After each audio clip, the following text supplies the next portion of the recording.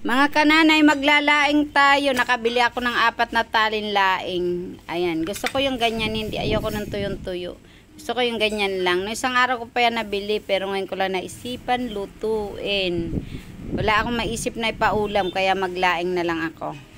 Ayan, ate, himayin natin, tiyagaan natin himay-himayin ang bawat tangkay. Kailangan ipinapagpagandahon para makita na malinis, walang gagamba. Diba kasi minsan tinitirahan ng gagamba yan.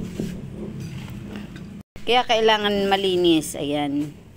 Hindi naman sa nagmamalinis tayo. Tao lang, pasensya na, tao lang. Ayan, at tinihimay-himay ko nga ng ganyan mga kananay para walang tangkay na masama. Tiyagain ang bawat himay para makakain tayo na masarap. Ayun. Doon ang sikreto, yung tiyaga. Ayan mga kananay, at tayo'y matatapos na sa paghihimay, tayo maggayat ng isang gabi. Opo mga kananay, nilalagyan ko. Pag ako naglalaing, nilalagyan ko laman ng gabi. Ayan, kumuha ko na isang pirasong gabi at isasama ko nga. 2 yung kinuha, kaya lang sabi ko, masyadong marami, tama na ang isa. Malaki naman ang gabi na yan. Ayan, ilagay natin ang pangalawang gata. Kailangan 3 klase ang paggata mga kananay. Yan una, patuyuin ko muna siya. Patutuyuin natin na maigi para masarap. Kumapit talaga sa kanya ang gata. Palalambutin ba natin yung dahon at saka yung bunga ng gabi. Yung laman ba? Bunga.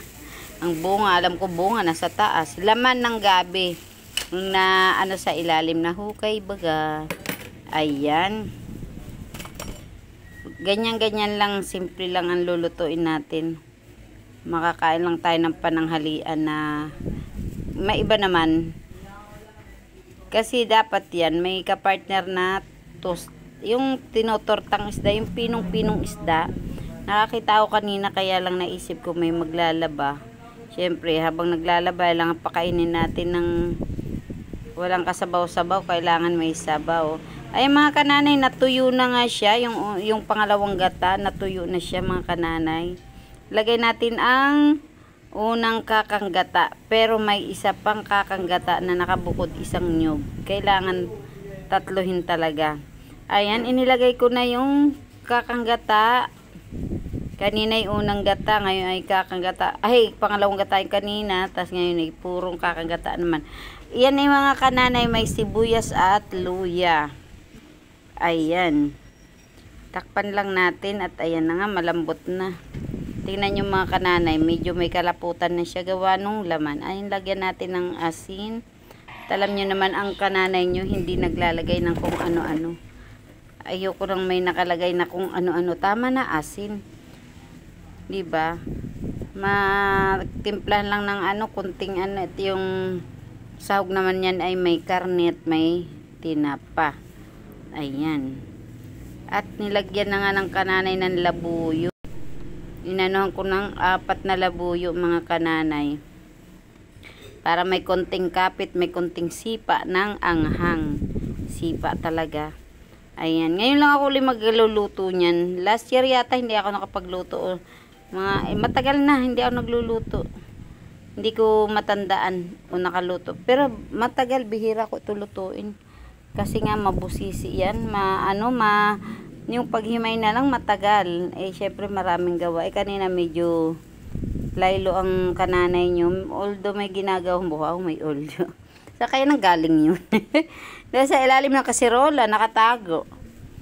Nakita ko, kaya walang kawala. Busy ng konti pero kaya na naman. Okay lang. Ayan. Ayan, patuyo na siya mga kananay. Patuyo na siya. Diba? Malapot ang ano niya. Ayan, nilagay ko na yung tinosted ko na kasim yan. Part ng kasim yan. Ayan. Ginolden brown ko lang. At syempre, inalis sa mantika niya. At inihalo ko na nga diyan para masarap ang malinamnam ang kanyang pagkalaing. Basta yun ang ginagawa ko. Una, patuyo sa pangalawang gata. Tapos yung pangalawang gata, ilalagay ko na yung mga sahog niya, pampalasa, ganun. Para magata na talaga siya. Pero kailangan natin ng pangatlong gata. Yung bukod naman, yung purong-puro talaga siya. As in puro. Walang halong kimik. Walang halo ba? Yung puro talaga para pag kapit talaga ang lasa niya sa gata. Ayan. Pinatakan ko nga pala yan mga kananay na suka. Akala ko naka-record. Nilalagyan ko kasi ng konting suka yan. Ay, konti lang naman yung lang yung ewan ko, basta nakasanayan ko ganun pag ako naglaing may suka. Para bang nalilinam naman ako. Pero siya na yun. At nilagay ko na nga mga kananay yung isa pa.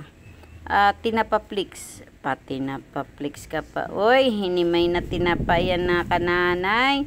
Pasosyal baga. Uy, tinapa-flix. Ayan. At hayaan natin matuyo at ilagay ang pangatlong kakang gata. Yan lang ang aking may sa inyo. Ganyan lang ako magluto. Ayan, patuyo na nga siya mga kananay. Oh. Kaya mag-aano tayo ng pangatlong kakang gata. Tuyo na nga siya. Kailangan lang ng tuyo pa. Konting patuyo pa mga kananay. Kasi pag yan hindi tuyong-tuyo, nilagyan mo ng panibagong kakang gata, pakiramdam ko hindi nakapit sa gulay, sa laing. Tilagay na nga, takpan natin at ilalagyan natin yan ng kakang gata. Para fresh, masarap. Ayun, oh. Nilagyan ko ulit. Hindi ko na video. Akala ko kasi napindot ko yung aking camera. Ayun Ayan, oh. Yan, ang pangatlong kakang gata. Ayan, oh, diba? O, sarap na yan. Patuyuin ng konti, o, pamantikain lang konti. Ay, ang sarap ng laing.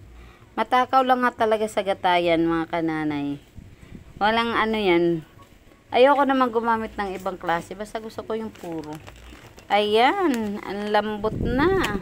Maniriwa. Ayan, oh. Ayan, mga kananay. Tuyot na siya. Patuyo na siya. Diba? Ganun lang. Ganun lang kasimple magluto ng laing. Kaya lang magastos talaga ako pag naglalaing. Ayan, ito na nga, partneran natin ng tinapa. Wala kami nakuha ang galunggo kasi naman. Ayan, oh, magata-gata, ay malangis-langis. Ayan, kain po tayo. Salamat sa inyong panonood. Ingat po.